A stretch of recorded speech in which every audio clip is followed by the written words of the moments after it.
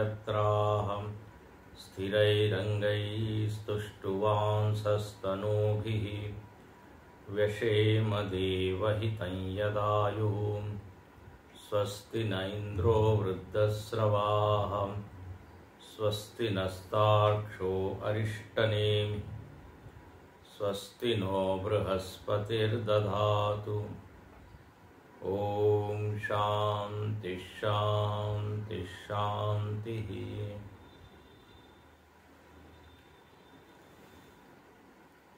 यदर्चिमद्यदणुभ्यो अणु च यस्मिन् लोका निहिता लोकिनश्च तदेतदक्षरं ब्रह्म सप्राणस्तदुवाङ्मनः तदेतत्सत्यं तदमृतं तद्वेद्धव्यं सौम्य विद्धि।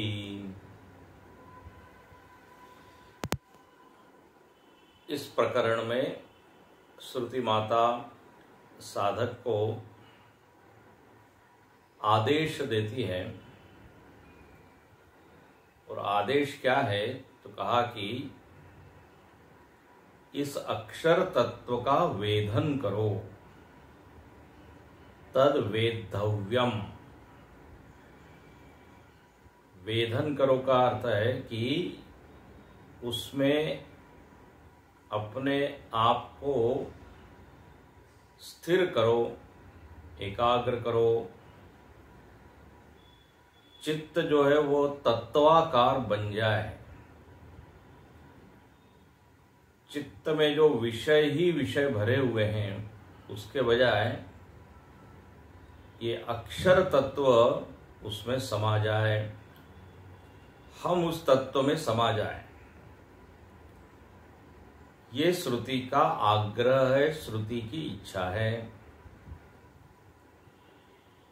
श्रुति की सलाह है, जो आप कहना चाहें, आदेश है। मतलब श्रुति हमसे अपेक्षा करती है कि इस अक्षर तत्व से आप अपनी दूरी न बनाए रखें, उसमें समा जाए, उसमें समाहित हो जाए, कम से कम कुछ काल के लिए तो सही, कुछ क्षणों के लिए सही। तो यहां श्रुति पहले उस तत्व का वर्णन करती है और फिर अंत में कहती है कि यही निशाना लगाओ। चित्त का यदि कोई लक्ष्य हो, मन का कोई लक्ष्य हो, तो बोले यही लक्ष्य होना चाहिए। मन की यदि कोई दिशा हो कि किधर इसको गमन करना चाहिए, तो बोले यही सबसे बढ़िया ध्येय है। तो उस ध्येय का पहले वर्णन करती है और फिर अंत में कहती है तद वेद्धव्यम। उस ध्येय का वर्णन करते हुए श्रुति ये कहती है कि वह एक ऐसी सत्ता है जो अज्ञात सत्ता नहीं है, परोक्ष सत्ता नहीं है, और जो निर्जीव सत्ता नहीं है, चिन्मय सत्ता है, वो अपना आपा है। प्राण मन आदि उसी के रूप है। सप्राणस्तदुवांग मनः। और ये ऐसी सत्ता है जिसमें कोई भी उपाधि नहीं है, निरुपाधिक चिन्मय सत्ता। ऐसी सत्ता जो सर्वरूप भी है और सर्वातीत भी है। ऐसी सत्ता जो स्वयं निर्गुण है लेकिन सारे गुणों का आधार है। गुणाश्रय है।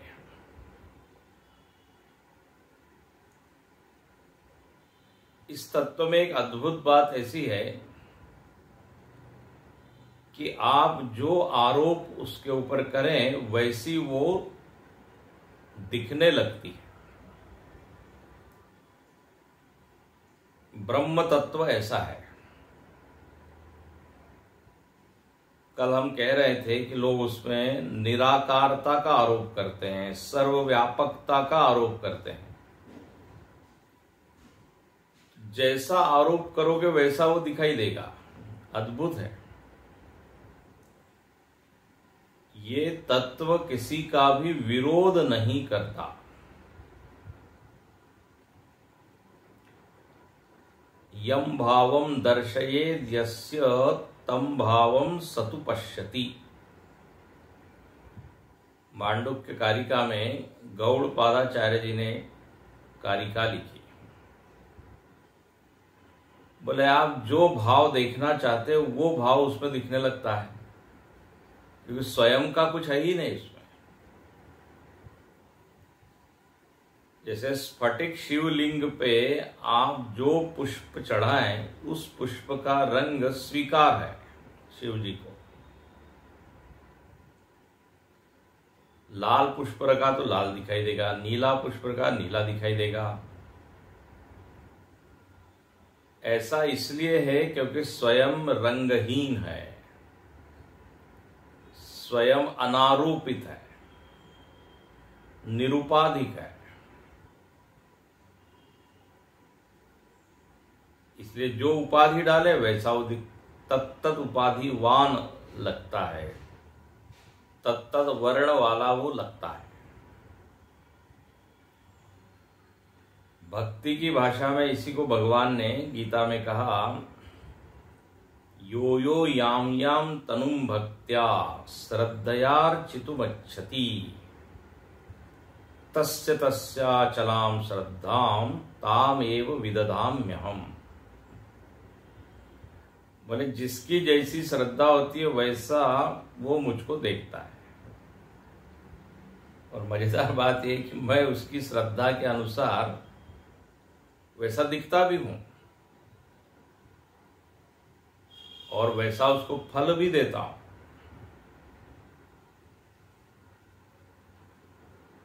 तो ये साधक पर है कि वो उसको अनारोपित देखे कि आरोपित देखे। जाके रही भावना जैसी। तो शुद्ध रूप में यदि आपको देखना है उस तत्व को, तो श्रुति कहती है आप मंत्रों को पढ़िए तो तत्व जैसा है वैसा आपको समझ में आएगा। तो यहां लिखते हैं तदेतत् सत्यम, ये सत्य है। सत्य का अर्थ है कि अन्यथा रूप उसका कभी भी नहीं होता। अखंड एक रस वो बना रहता है। भाष्यकार ने यह शब्द दिया था अवितत, बड़ा अच्छा शब्द अवितत। तथा मतलब वैसा, जैसा है वैसा। वितत मतलब बदल जाना, और अवितत मतलब फिर से वही अर्थ हुआ कि जिसमें किंचित मात्र भी फर्क नहीं होता, चाहे परिस्थिति जैसी भी हो, सुखद हो दुखद हो, चाहे काल अनुकूल हो प्रतिकूल हो, चाहे देश बड़ा हो छोटा हो, वस्तुएं अच्छी हो बुरी हो, जो भी हो, तत्व को कोई फर्क नहीं पड़ता। शरीर गोरा है या काला है, मन चंचल है या शांत है, बुद्धि मंद है या तीक्ष्ण है, इंद्रिय तेजस्वी है या शक्तिहीन है, चैतन्य एक रस। तो ऐसे इस चैतन्य पर क्या करो, निशाना लगाओ। तद वेद्धव्यम ताड़यितव्यम समाधानम कर्तव्यम, ये उसका अर्थ है। अब यहां पे जब ये बात कह दी कि वेधन करो, वेधन किस तरह से होना चाहिए, किस तरह से हम उसके ऊपर चोट करें या वेधन करें, मतलब पहुंचे किस तरह उस तत्व में मन को एक रूप कर दें। तो अब यहां अगला जो मंत्र है, बल्कि दो मंत्र हैं, इन दोनों मंत्रों में श्रुति ने एक उदाहरण दिया, एक रूपक जैसा ही ये समझ लीजिए, और उसमें एक धनुष की कल्पना की। एक धनुष है और एक बाण है, और कहते हैं आप शरसंधान कीजिए, धनुष पे बाण लगाइए और लक्ष्य में हिट कीजिए। देखो बड़ा सुंदर ये वर्णन है। धनुर्गृहीत्वोपनिषदं महास्त्रं शरं युपासा निशितं संधयीत आयम्य तद्भावगतेन चेतसा लक्ष्यं तदेवाक्षरं सौम्य विद्धि। धनुर्गृहीत्वोपनिषदं महास्त्रं शरं युपासा निशितं संधयीत आयम्य तद्भावगतेन चेतसा लक्ष्यं तदेवाक्षरं सौम्य विद्धि। हे सौम्य, हे शौनक, ये तुम जान लो। विद्धि, क्या जानो? तो कहते हैं एक धनुष का जरा ज्ञान प्राप्त करो। एक धनुष है, धनु। अच्छा, उस धनुष को क्या करो? गृहीत्वा, धनुर्गृहीत्वा। गृहीत्वा मतलब उसको पकड़ो, हाथ में धारण करो। धनुष काम तभी करेगा जब आपके हाथ में होगा। खूंटी पे टांग के रखा है वो धनुष, या कहीं पर जमीन पे पड़ा है तो कोई उसका अर्थ नहीं। उसका यदि उपयोग करना है तो धारण करना पड़ेगा, पकड़ना पड़ेगा। इसलिए यहां शब्द लिखते हैं उस धनुष को हाथ में लीजिए, धनुर्गृहीत्वा। अच्छा, बोले ये धनुष क्या है? ये धनुष तो यहां पे शब्द दिया है औपनिषदम। उपनिषद वो धनुष है। मतलब क्या? उपनिषदों में जिसका वर्णन है, उपनिषदों में प्रसिद्ध है, उसको कहते हैं औपनिषदम। और ये धनुष कैसा है? महास्त्रम, ये महान अस्त्र है, जो महान भी है और अस्त्र के समान है। अस्त्र मतलब जिसको हम, जिसकी सहायता से फेंकते हैं। तो धनुष की सहायता से बाण को फेंका जाता है, तो इसके रूप में अस्त्र। तलवार इत्यादि शस्त्र है जो अपने हाथ में ही रखते हैं, लेकिन बाण को तो फेंका जाता है। अस धातु से बनता है अस्त्र। प्रक्षेपास्त्र जैसे होता है, मिसाइल, वो टारगेट पे जाके वो हिट करती है। तो बाण जो है वो अस्त्र है, और किसके सहारे वो बाण को फेंका जाता है? तो वो है धनुष। तो महास्त्रम और शरम युपासा निशितम संदयित। बोले एक बाण है, बाण शरम। अच्छा, ये बाण कैसा है? तो बोले इसको धार लगाई हुई है, उपास निशितम, तीक्ष्ण किया हुआ है। वही, अब बाण भी यदि उसकी धार ही तेज न हो, तीक्ष्ण न हो, ब्लंट हो, जिसको उसमें कोई सूक्ष्मता न हो, बोथा कहते हैं उसको, बोथट मराठी में, तो ऐसे धारहीन बाण से वो लक्ष्य पर कोई प्रभाव नहीं पड़ेगा। इसलिए लिखते हैं उपासनीश संधयित। संधयित मतलब ऐसा तीक्ष्ण बाण जो है वो आप क्या कीजिए, उस धनुष पर रखिए। संधान कहते हैं उसको, शर संधान, धनुष को बाण से जोड़ना, तो संधान, शर संधान, संदयित।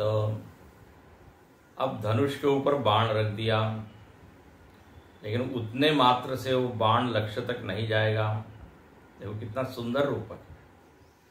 पहले हम केवल धनुष बाण ही देख रहे हैं, क्या है वो धनुष और बाण अभी बाद में देखें। तो धनुष को हाथ में लिया, बाण को पहले धार लगाई, तीक्ष्ण किया, फिर उसको धनुष पे रखा, और फिर क्या किया, आयम्य तद्भावगतेन चेतसा। आयम्य, उसको खींचा। अच्छा, बोले उसको खींच कर, आयम्य, खींच कर क्या करो, लक्ष्य की ओर उसको चलाओ, फेंको।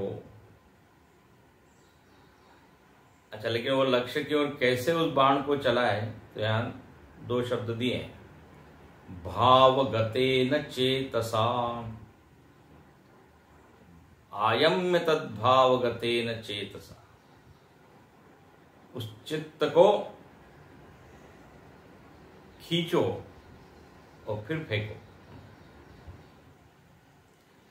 तो अब ये तो हुआ देखिए उदाहरण, लेकिन अब इसमें धनुष क्या है, बाण क्या है, ये बहुत ही गंभीर गहन ये मंत्र है। तो बोले जो धनुष है वो है प्रणव। ध्यान से सुनिए, प्रणव मतलब ओम। चौथा मंत्र जो है उसमें स्पष्ट लिखा है प्रणवो धनु, अगला मंत्र है। तो यहां भाष्यकार और पहले ही लिख देते हैं कि जो धनुष जिसका वर्णन किया है वो क्या है, तो बोले वो प्रणव है। और ये प्रणव कैसा है, तो बोले औपनिषदिक है। औपनिषदिक मतलब उपनिषदों में इसका पुनः पुनः वर्णन आता है। तो ओम प्रणव, इसको आप क्या कीजिए, धारण कीजिए, गृहीत्वा, उसको चित्त में धारण कीजिए। मतलब प्रणव का उच्चारण कीजिए मन से।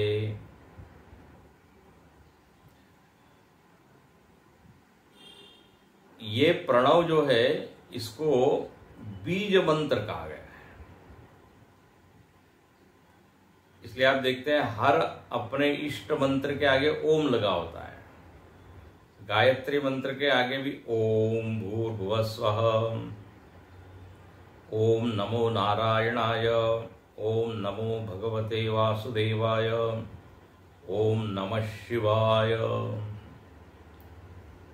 ओम। तो बोले इसको आप इसका उच्चारण कीजिए। ये ओंकार जो है ये सबसे छोटा नाम भगवान का है। हाँ, एकाक्षर ब्रह्म कहते हैं। पतंजलि जी भी इसको कहते हैं ईश्वर का ये प्रतीक है, तस्य वाचक प्रणव। अच्छा, अब इस ओम को धारण करो, इसका मतलब क्या है भाई? धारण करने का अर्थ है कि ये औपनिषदिक है प्रणव। मतलब ये कि उपनिषद के जितने विचार है अक्षर तत्व को लेकर, वेदांत के बल की जितने सिद्धांत है, जो विचार हैं, उनको प्रणव में समेट दिया है। तो प्रणव से उपनिषद का जितना क्या कहिए निचोड़ है, सार है, वो सब हमको याद आना चाहिए। ध्यान से सुनिए, प्रणव सारे उपनिषदों के ज्ञान का प्रतीक है, ये समझ। उपनिषद में देखिए, ओंकार में 3 मात्राएं हैं, अकार, उकार, मकार, और चौथी जो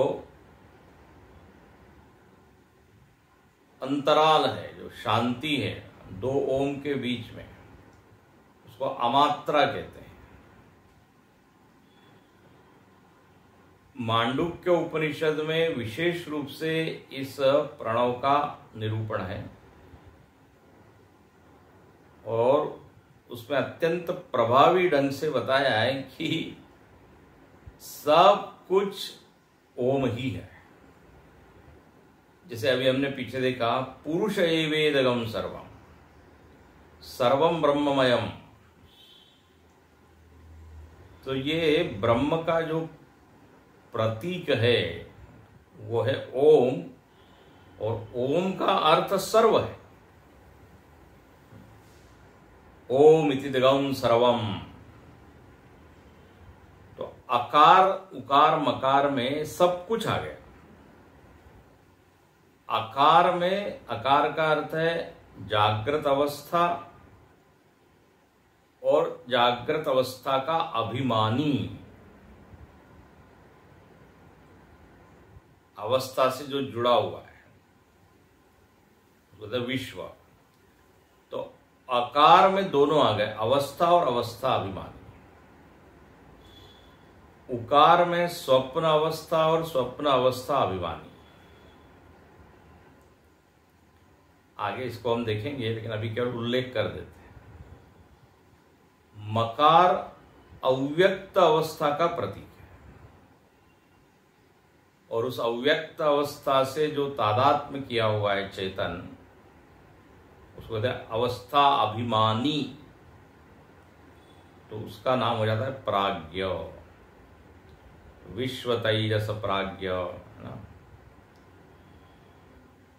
या विराट हिरण्यगर्भ ईश्वर, ऐसे नाम है अवस्था अभिमानी के।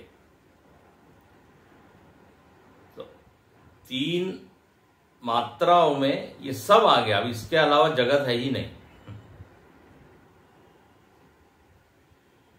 अवस्था है, अवस्था अभिमानी, अपने सारे अनुभव ये प्रणव में समेट कर रख दिया। और जो चौथा है वो क्या है, तो बोले वो निरुपाधिक चैतन्य, जो अभिमानी नहीं है, जो अधिष्ठान है, उसको तुरीय कहा है। चतुर्थम तुरीयम मन्यन्ते। तो अभी केवल इतना ही आप समझिए कि ये प्रणव में वेदांत का जो चिंतन है वो सब समाया हुआ है। तो जब हम ओंकार का उच्चारण करें तो जितना हमने विचार किया हुआ है, पढ़ा हुआ है, सुना हुआ है, वो सब स्फुरित हो जाए। प्रणवोच्चारण मात्र से। देखिए, प्रणव एक नाम है, एक अभिधान है। नाम का जब सार्थक तभी होता है जब नामी की याद आए, है ना, नामी की स्मृति जागे। हम राम राम कह रहे हैं, राम की याद ही ना आए तो फिर राम कहने का क्या अर्थ हुआ। हालांकि ये राम जी की बड़ी करुणा है और कृपा है, बोले चलो ये ले तो रहा है नाम, भले मुझको याद नहीं आ रहा है, मैं ही इसको याद कर लेता हूँ। ये उनकी कृपा है, कृपा कर देते हैं। इसलिए कहते हैं ना, नाम जपत मंगल दिशि दसो। आप कैसे भी भाव कुभाव अनख आलसो, भाव हो न भाव हो तो भी भक्ति शास्त्र में कहा कि भगवान की शक्ति, भगवान की कृपा काम करती है उस नाम में, और भक्त को उसका सकारात्मक फल मिलता है। इसलिए करते रहे। तो इसमें साधक की साधना के बजाय भगवान की कृपा का बल ज्यादा है। लेकिन यहां पर जो कहा गया है ये जरा वेदांतिक जप है, या इसको कहिए विचारात्मक जप, ध्यानात्मक जप। और ओम ओम ओम ओम ऐसा नहीं। उस ओम के पीछे जो कुछ है वो सब याद करें। उसी को कहते हैं धनुर्गृहीत्वा औपनिषदम महास्त्र। इसलिए महर्षि पतंजलि जी भी कहते हैं इस प्रणव का जप करें और तज्जपस तदर्थ भावनम। ये उस जप के साथ में उस अर्थ का भी अभिध्यान करें। मतलब उस अक्षर तत्व का, उस अक्षर तत्व से बने हुए उत्पन्न हुए जगत का निरुपाधिक, सोपाधिक, निर्गुण, सगुण, साकार, निराकार, ये दोनों आ जाता है प्रणव में। जो अमात्रा है उससे निर्गुण, निरुपाधिक अक्षर तत्व का ज्ञान होता है। और इन तीन मात्राओं में जो सब कुछ आ गया, जो हमने पीछे पढ़ा था, जो जो प्रसूत हुआ, तो बहुत यहां पे सुंदर है। एक अक्षर में पैक कर दिया सब कुछ, बड़ा बढ़िया पैकिंग। तो धनुर्गृहीत्वा औपनिषदम महास्त्रम, ऐसे इस प्रणव का बड़े भाव से, मतलब पूरा ध्यान रखकर उसका क्या करें, हम जप करें। अच्छा, इस ओम के साथ आप अपने इष्ट मंत्र को भी जोड़ सकते हैं। ओम नमः शिवाय, ऐसा कर सकते हैं। लेकिन याद आना चाहिए सारा औपनिषदक सिद्धांत, तब तो बात है। अच्छा, तो ये तो हो गया धनुष। इसलिए यहां भाष्यकार क्या लिखते हैं, कथम वेद्धव्यम इति उच्यते। वेधन कैसा करे तो बताते हैं, धनुः ईशु आसनम। ये जो धनुष है ये क्या है, ईशु मतलब होता है बाण, अंग्रेजी वाला ईशु नहीं है बाण। बाण का वो आसन है, बाण जिसके ऊपर रखा जाता है वो क्या है, धनुष। तो ईश्वासन गृहीत्वा आदाय, उस धनुष को लेकर, मतलब जैसे मैंने कहा अभी, प्रणव का चित्त में ध्यान करके प्रणव का उच्चारण करना, यही क्या है, धारण करना है। आदाय, और ये प्रणव कैसा है, औपनिषदम, उपनिषत्सु भवम प्रसिद्धम, जिसका उपनिषद में खूब वर्णन है, जो उपनिषद में प्रसिद्ध है। प्रश्नोपनिषद में भी ओंकार का वर्णन है, तैत्तिरीय उपनिषद में भी ओंकार का उल्लेख आता है। एतद आलम्बनम श्रेष्ठम, एतद आलम्बनम परम, कठोपनिषद में है। तो उपनिषद साहित्य में प्रणव छाया हुआ है। तो कहते हैं उपनिषत्सु भवम प्रसिद्धम महास्त्रम, महास्त्रम के ऊपर भाष्य लिखते हैं, महच्च तदस्त्रम च महास्त्रम, जो महान है और जो अस्त्र के समान है। तो ऐसा ये धनुष प्रणव है। अब उसके ऊपर एक शरम बाण है। तो बोले बाण क्या है? शरम। क्यों विशिष्टम इतिहाह? बाण है और उस बाण की विशेषता क्या है, ये आप बताइए। तो शरम का अर्थ यहां लिखते हैं, शरम यानी अगले मंत्र में वैसे उसका और बढ़िया से वर्णन किया। शरम ये मतलब हमारा ये जो जीव भाव है, सोपाधिक आत्मा, सोपाधिक चैतन्य को शर का है। जो आज हम अपने आप को अनुभव कर रहे हैं वही बाण है, बाण।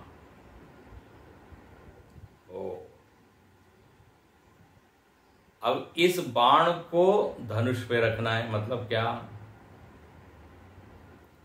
सरल भाषा में मन, हाँ, जो आज हम अपने आप को मन के रूप में अनुभव कर रहे हैं, जीव के रूप में अनुभव कर रहे हैं, उसको, उसके ऊपर प्रणव का क्या करें, ध्यान करें, उसके द्वारा इस जीव को रखें प्रणव के ऊपर। चलिए, ये शरसंधान हो गया। एक ऐसा अंतःकरण जो ब्रह्म तक पहुंचना चाहता है, हाँ, ऐसा जीव कहिए, कर्ता कहिए, साधक जो भी है, शर का ये सब अर्थ है। वो क्या करें? तो बोले प्रणव का आलंबन ले, आधार ले। शब्द की ऐसी महिमा है कि जिस शब्द का आप उच्चारण करते हो वो शब्द आपको अर्थ में डाल देता है, अर्थ तक ले जाता है। अपना चित्त उस शब्द को सुनकर अर्थ में प्रविष्ट हो जाता है। जैसे हमने कहा हिमालय पर्वत, तो आपका चित्त सीधे हिमालय का दर्शन करने लगा ना। बैठे बैठे आपके चित्त में जागृत हो गया क्या? पर्वत पूरा। सूर्य, जैसे ही शब्द बोलते हैं सूर्य का आ गया। इसी भगवान का नाम कृष्ण, कृष्ण बोलते ही एक छवि मन में आती है। तो शब्द की ये शक्ति होती है जो अपने अर्थ तक ले जाता है। तो यहां पर यह आलम्बन है प्रणव। अच्छा, अब ये जो बाण है, बोले बाण बढ़िया होना चाहिए। मारीच को जब राम जी ने बाण मारा ना, वो बिना फर का बाण था, बिना फर का। तो मारीच मरा नहीं, मारीच दूर समुद्र के किनारे जाके गिर पड़ा, बिना फर के बाण। लेकिन वही बाण जब उन्होंने खरदूषण इत्यादि पे चलाए तो मर गए। तो यहां पर कैसा बाण होना चाहिए? तो बोले तीक्ष्ण।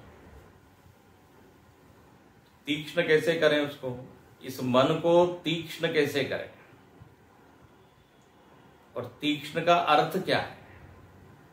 तो यहां भाष्यकार बड़ा अच्छा लिखते हैं, उपासनीशितम संतत अभिध्यानेन तनुकृतम संस्कृतम इति एतत्। ये अंडरलाइन करने योग्य पंक्ति है।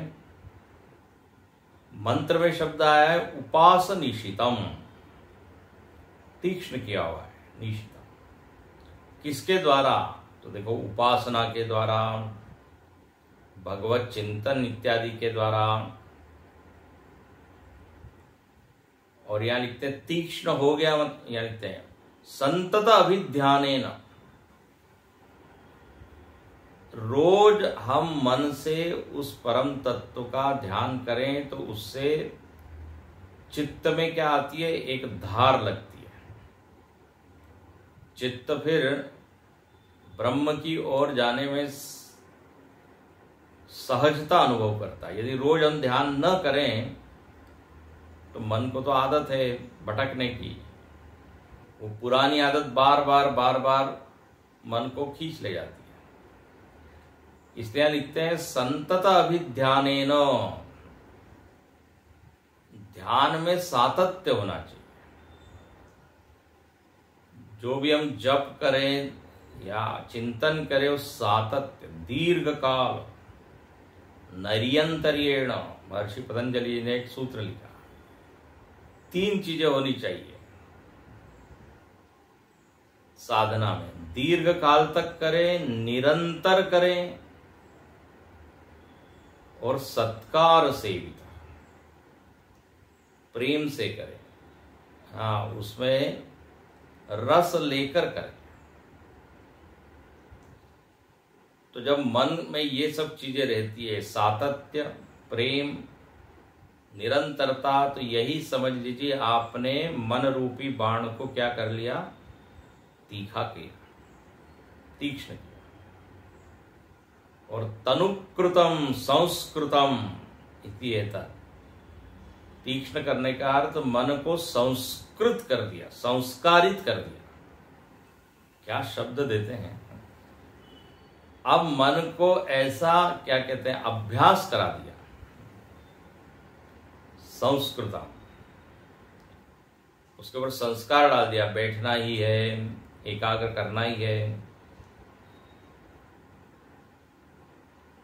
सात्विक बना दिया उसको, सात्विक।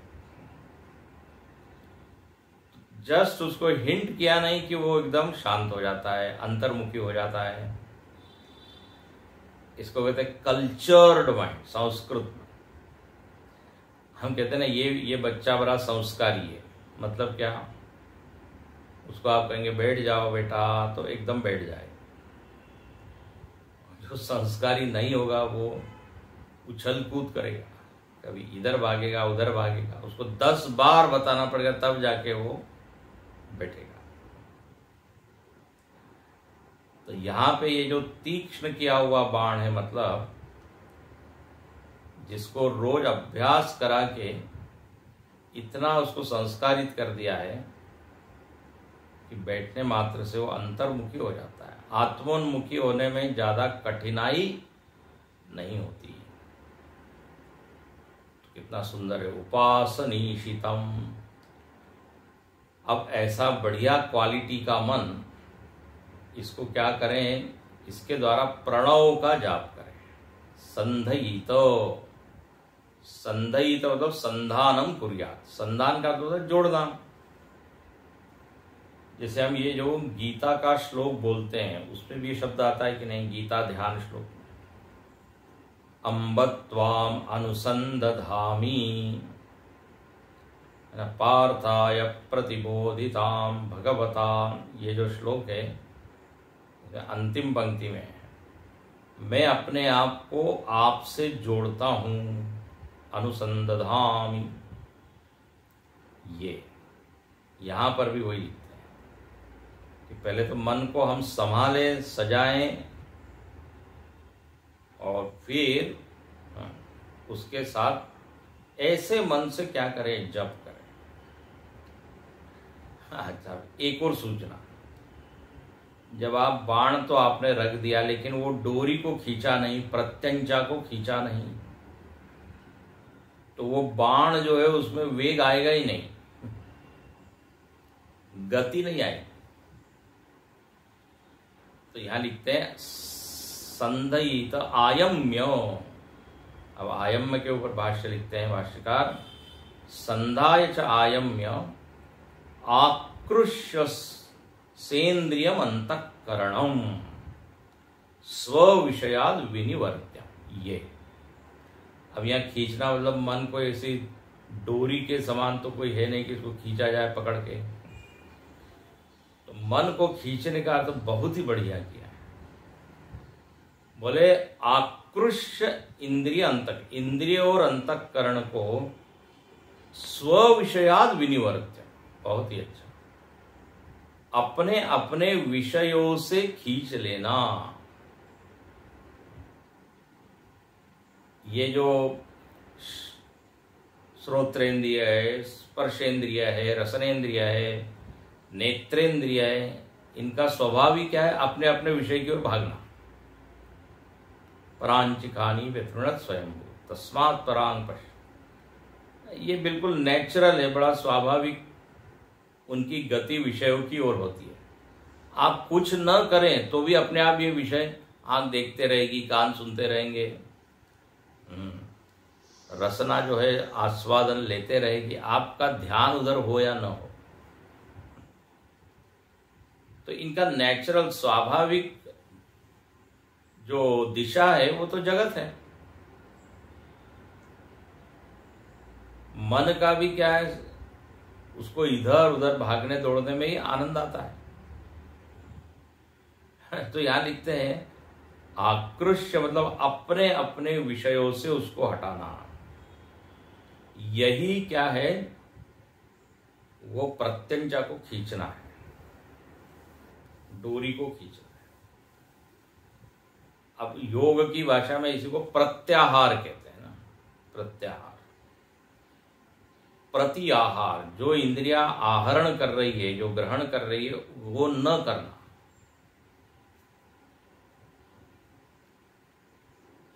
तो यहां लिखते हैं विनिवर्त्य। तो अब मन को आपने खींच लिया विषय से, उपराम कर दिया। एक शब्द क्या था, उपराम।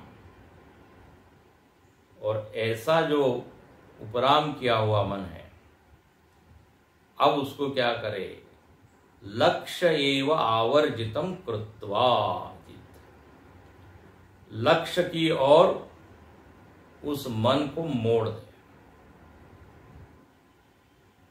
लक्ष्य की ओर वो मन चल पड़े। तो लक्ष्य क्या है, वो अक्षर तत्व। लक्ष्य कहीं दूर, जैसे ओलंपिक में तो वो ऐसा दूर होता है, वहां तक लगाना पड़ता है, बाण को चलाना पड़ता है।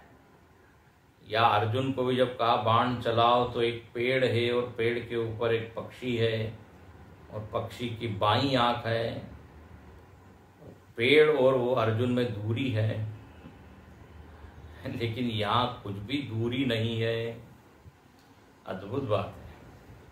अपने ही आत्म तत्व की ओर ये जीवात्मा चले, अपने ही स्वरूप की ओर। बस मनीराम चले अपने सोर्स की ओर। यही क्या है, उस बाण का लक्ष्य की ओर चलना है। यही आवर्जन है, आवर्जितम कृत्वा। तो यहां भाष्यकार लिखते हैं, नहि हस्तेन इव धनुष्य आयमनम यह संभवती। बोले यहां पे जैसे हाथ से आप डोरी को खींचते हैं, वैसा तो मन को कुछ खींचना संभव नहीं है। इसलिए क्या है, खींचने का अर्थ विषय से परावृत्त करना, यही है। और फिर कहते हैं, अब देखिए सारी तैयारी हो गई, मन को आपने तीक्ष्ण बना लिया उपासना के द्वारा, अभ्यास के द्वारा, निरंतरता के द्वारा, सत्व गुण को बढ़ा के उसको सात्विक बना दिया और विषयों से हटा लिया। अब मानो कि ये मन तैयार हो गया, ये बाण तैयार है। और ऐसा बढ़िया वाला बाण कहाँ चले, लक्ष्यम तदेवाक्षरम सौम्य विद्धि। वही अक्षर तत्व जो आपका अपना आपा है। क्या लिखते हैं, तद्भावगतेन तस्मिन् ब्रह्मणि अक्षरे लक्ष्ये। वो जो अक्षर है, जो लक्ष्य है, जिसको ब्रह्म कहा है, उसमें ही क्या करे, भावना करे। भावना करे मतलब मन को अब अन्य सारे विषयों से हटाकर ब्रह्माकार बनाए। भावना, भाव तद्गतेन चेतसा लक्ष्यम। वो मन उसमें क्या हो जाए, समाहित हो जाए पूरी तरह। चेतसा, उस चित्त के द्वारा उस लक्ष्य में हम प्रविष्ट हो जाए। लक्ष्यम तदेव, किस लक्ष्य में मन को स्थिर करें, तो बोले वही लक्ष्य, तदेव यथोक्त लक्षणम अक्षरम, जिसका बार बार श्रुति ने प्रतिपादन किया, यथोक्त लक्षण। उक्त लक्षण। दूसरे मंत्र में फिर पहले खंड तो पूरा उसमें है, दिव्यो यमूर्त पुरुषः, फिर उसके भी पहले जाइए, यत्तद्रेश्यमग्राह्यम अवर्णमचोक अचक्षुश्रोत्रम तदपाणिपादम, ये सब लक्षण बताए थे। बोले वही लक्षणों को हम अपने में देखें। यदि ऐसा हो जाए तो समझ लीजिए आपने बाण को लगा दिया, बिल्कुल टारगेट पे हिट कर गया। ये तो इस तरह कितना अच्छा प्रभावी ढंग से ये रूपक यहां बताया। अच्छा, अब ऊपर के मंत्र में आप देखे तो वहां धनुष प्रणव है, इसका उल्लेख नहीं हुआ है। ये तो हमने व्याख्या में बताया। ऊपर केवल लिखा है औपनिषदम महास्त्रम। तो यहां पर अगले मंत्र में श्रुति तुरंत बोलती है, बोले आपको यदि ज्ञात नहीं है कि वो धनुष क्या है तो सुना देते हैं, और वो बाण क्या है वो भी सुना देते हैं। अब हमने तो अभी अपने चर्चा में सुना ही दिया, लेकिन यहां पर स्वयं श्रुति एक मंत्र में धनुष बाण और उसका वेधन किस तरह होता है ये बता दें। तो इसको पढ़ते हैं, चौथा मंत्र।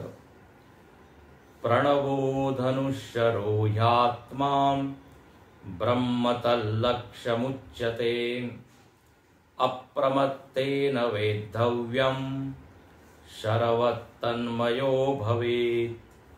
प्रणवो धनुष्यरो ह्यात्मा ब्रह्म तल्लक्ष्यमुच्यते अप्रमत्तेन वेद्धव्यम शरवत्तन्मयो भवेत्। अब श्रुति जो है खुद ही बता देती है कि वो धनुष प्रणव है। प्रणव का एक अर्थ होता है प्रकर्षेण नूयते स्तूयते अनेन। नू धातु से प्रणव बना है, तो नूयते का अर्थ होता है स्तूयते। प्रकर्षेण स्तूयते, नूयते स्तूयते अनेन इति प्रणव। मतलब जिससे उस परमात्मा की बहुत अच्छे ढंग से स्तुति हो जाती है, या कहिए परमात्मा का वर्णन अच्छे ढंग से जिस अक्षर के द्वारा होता है वो ये एकाक्षर प्रणव। तो ये प्रणव को आलंबन बना लीजिए, इसका आधार लीजिए धनु। और शरो ह्यात्मा, ये जो शर है बाण यही आत्मा है। और यह आत्मा का अर्थ है जीवात्मा, अंतःकरण, मन, सोपाधिक आत्मा, जो आप लेना चाहें। जो आज हम अपने आप को माने हुए हैं वो तो आलंबन हो गया ओम, और आज हम जो है जीव, ये शर हो गया। और ब्रह्म तल्लक्ष्यम उच्यते, लक्ष्य क्या है तो ब्रह्म, इसको अक्षर का। अब इस ब्रह्म पे क्या करिए आप निशाना लगाइए। अच्छा, निशाना लगाएं, कैसे लगाएं? अप्रमत्तेन वेद्धव्यम, बिना प्रमाद के, सावधानी से। आगे हम देखेंगे प्रमाद का यहां अर्थ है जो हमारा मन तत्व के विषय में आलसी है। तत्व को लेके उसमें उतनी क्या है रुचि नहीं, बोले ऐसा नहीं। अप्रमत्तेन, उसमें रस लेकर अन्य जगह जो विषय की ओर जो मन जा रहा है वहां से एकत्र करके सावधानी से अप्रमत्तेन वेद्धव्यम, इस मन को उस ब्रह्म में लगा दीजिए। और कितना अच्छा लिखा, शरवत तन्मयो भवेत्। यदि हमारा जप या ध्यान बहुत अच्छे से हुआ तो ये जो शर है ना, शर बाण, ये क्या हो जाएगा? तन्मयो, ब्रह्ममय हो जाएगा। ब्रह्म से एकत्व की अनुभूति उसको हो जाएगी। जैसे वो जो बाण जो है वो टारगेट पे जाके वहां जुड़ जाता है, ऐसे ही ये जीवात्मा ब्रह्म में समझ लीजिए विसर्जित हो जाएगा। जीवत्व का विसर्जन ब्रह्मत्व में हो जाएगा, ब्रह्म रूप वो हो जाएगा। उसी को कहते तन्मय, तन्मय हो जाना। हम संगीत में और टीवी में और सिनेमा में तो तन्मय हो जाते हैं, लेकिन यहाँ तन्मय मतलब तद्मय, और तत् का अर्थ है अक्षर या ब्रह्म। तो उस चिन्मय सत्ता से हम क्या हो जाएं? एक रूप हो जाए। मतलब ये जो जीवत्व का जो भाव आया है, अहम मम कर्ता भोक्ता, ये सब जो है ये सब वहां समाप्त हो जाए, ये यहाँ पे अर्थ। इस तरह यहाँ पर ये चौथा मंत्र का हमने शब्दार्थ देखा। अब इसका